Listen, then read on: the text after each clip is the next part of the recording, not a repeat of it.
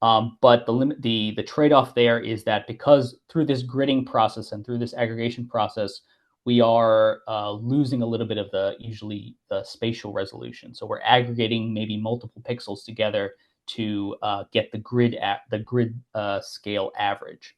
So we're trading off slightly the spatial resolution for a more usable and a more uniform and consistent data product.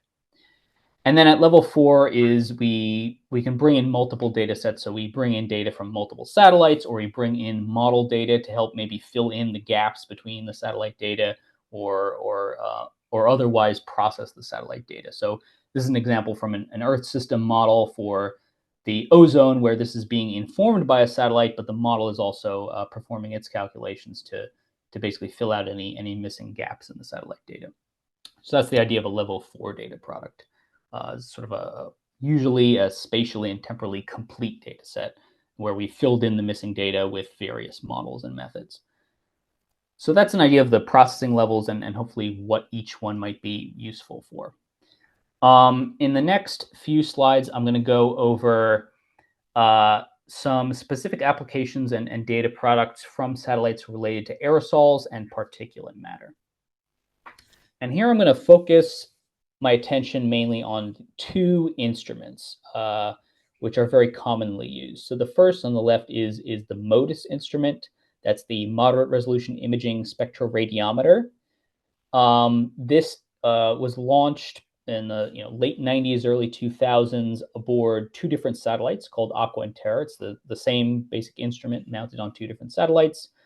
These are both polar orbiting satellites, so they get between the 2 satellites, they'll get, each satellite will get, an observation of a given location basically once a day. Sometimes it takes 2 days if there's a gap between the orbits. But between both satellites, you'll typically get full coverage of the Earth every day. And these are multispectral instruments. So they provide information basically on the only really relevant for the aerosol properties, not really anything relevant for gases in the atmosphere. And they're put into orbits to pass overhead at different local times of day. So the one instrument, the Aqua instrument, passes over in the afternoon about 13:30 local time. Terra in the morning about 10:30 local time. More recently, the VIRS instrument was launched. It's currently operating aboard 3 different satellites. It's also a multispectral instrument, but it's a little bit more advanced, so it has a little bit higher of a spatial resolution compared to the older MODIS instrument. And similar scheme where it can get daily global coverage and a local overpass time in the early afternoon time frame. So the data products generated by these, which are relevant for air quality at least, the true color imagery, so basically using the red, green, and blue spectral bands and stitching those together to create an image which might be similar to what our eye might see if we were looking. Those are often very useful just for situational awareness. And then also there's aerosol optical depth data products, so related to the total presence of aerosols in the atmospheric column. And there are several different products related to that, which I'll talk about on the next slide. There's also fire detection. So they detect, the energy emitted by usually fires on the Earth's surface, and they are fire detection products based on that, which can be useful for informing about air quality. And then the VIRS instrument has a little bit more capabilities, and it also has specific detections related to smoke and dust presence as aerosols. So just a sort of side-by-side comparison of a sort of a day's worth of data from the MODIS instrument on the left and the VIRS instrument on the right. And you can see basically a little bit, similar basic information from both and similar limitations in terms of not being able to see through the clouds, over very reflective surfaces like snowy areas. There's not much data there, but, wider coverage and fewer gaps in the VIRS data set, which is an advantage of the newer instrument. I mentioned briefly there's multiple different data products. So these are basically different retrieval algorithms applied to the same the same basic information, but different retrieval algorithms work more or less well under different circumstances. And I've described those circumstances here, but I think the key takeaway or the key recommendation is usually for air quality applications, we tend to go with the product all the way on the right there, the MIAC data product. That's the highest spatial resolution. It's a 1 kilometer data product. And it does that by combining data from both the Aqua and Terra satellites, the MODIS instruments there for the MODIS data product. And it has good coverage over both land and ocean areas, as well as over both reflective surfaces like sands and deserts, as well as darker surfaces like forested areas. So it tends to be a fairly good compromise and a good high resolution product, which is why it's typically used for a lot of air quality applications to look at aerosols in the atmosphere. The one caveat there is this is available for the MODIS dataset. It's not currently available for the VIIRS dataset, although the team is working on creating a variant of this MIAC algorithm, which will work with the VIIRS dataset. And we hope to have that in the near future. So I talked and I mentioned earlier about the fact that these aerosol optical depth is what's actually being gathered, and that's not necessarily what you typically think about when you think about particulate matter for air quality. You might think of something like PM 2.5, which is the mass concentration of particles below a certain size near the ground level.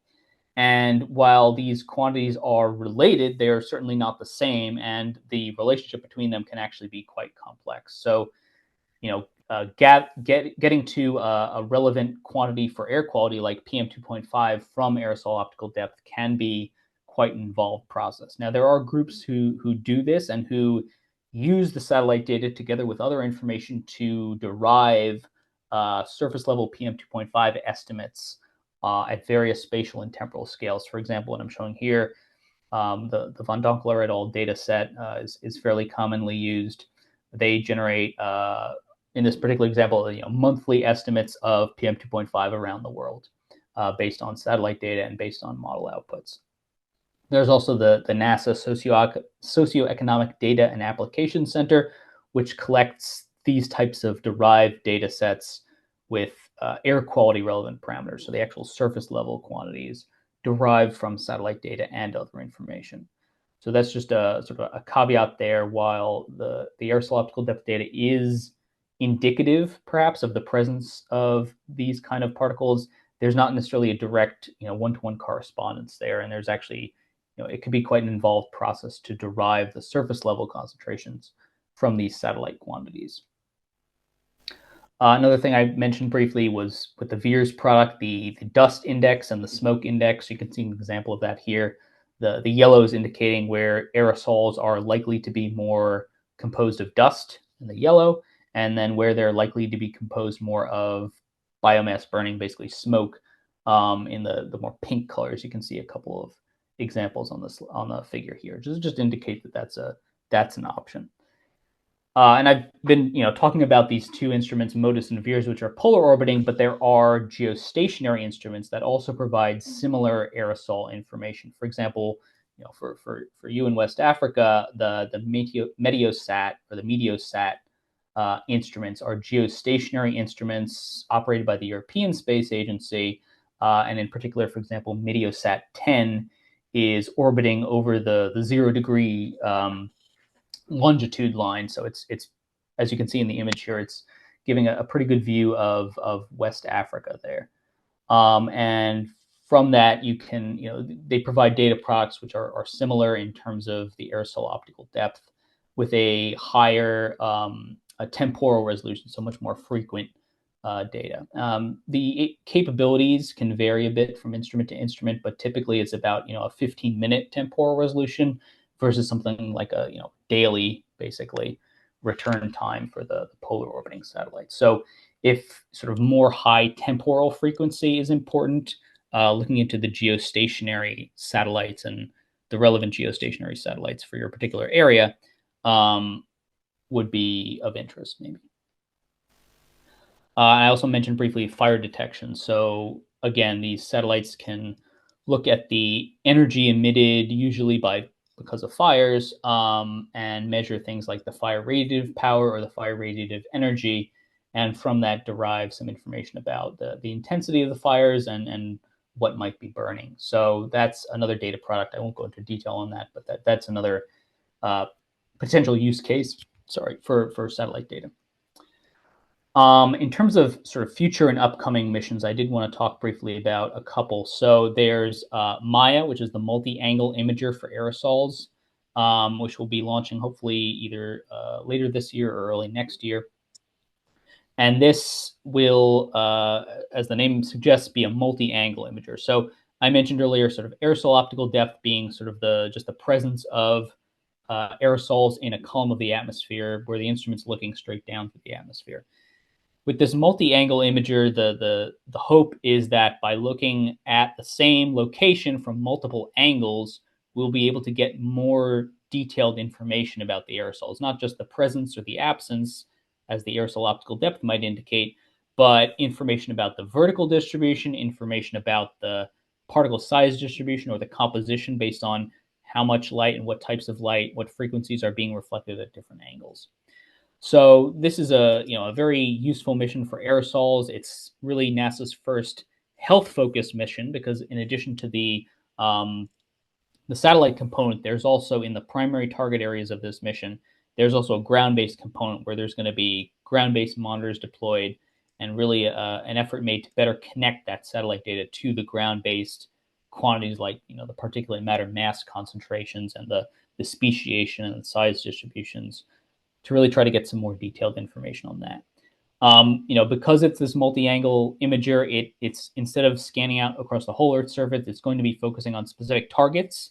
There's, as I said, the primary targets, which is where they're also doing the ground-based campaigns, but there's going to be also some secondary targets where not as much ground-based activity, but they'll still be looking at those areas. And a couple of those secondary target areas are in West Africa. I think Accra is one of them. So that'll be hopefully a potentially good resource available in the coming years. I also wanted to mention briefly the PACE mission, the Plankton Aerosol Cloud and Ocean Ecosystem mission. This is hopefully launching this month, actually in a couple days.